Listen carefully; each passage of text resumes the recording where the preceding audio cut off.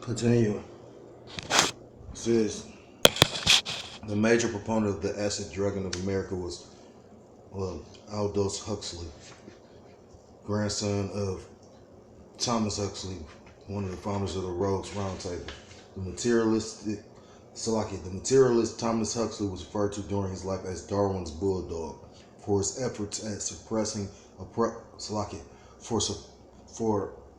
his efforts at suppressing opposition to Darwinism and his frank advocacy of genocide for the Australian Aborigine for eugenics purposes. And when you go into that history, I believe they said that they traced that some of them Australian Aborigines are actually Jakes, if I'm not mistaken.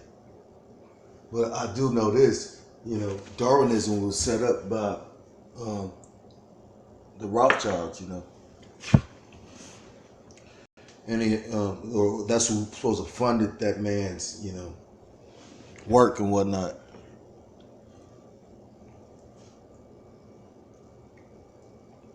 So, Lucky, I'm trying to do two things at once, like we so often do.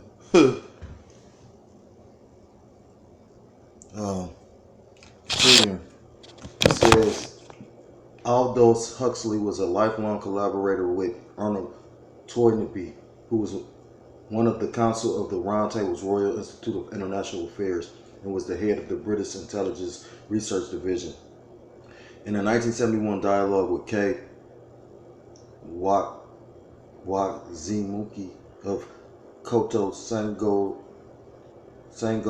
University, Toynbee said, "If I am right in forecasting that a world dictatorship is likely to be the way in which we shall avoid liquidating ourselves into an atomic war, and if I live to see this development, I should on the whole be optimistic because I should not expect the dictatorship to be permanent.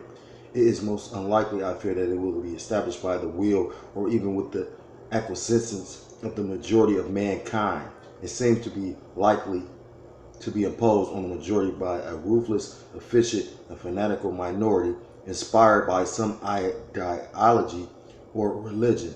I guess that mankind will acquiesce in a harsh, Lenin kind of dictatorship as a lesser evil than self-extermination or than a continuing anarchy that could end only in self-extermination." Now, what did it say? It said by a minority. Bear with me for a second because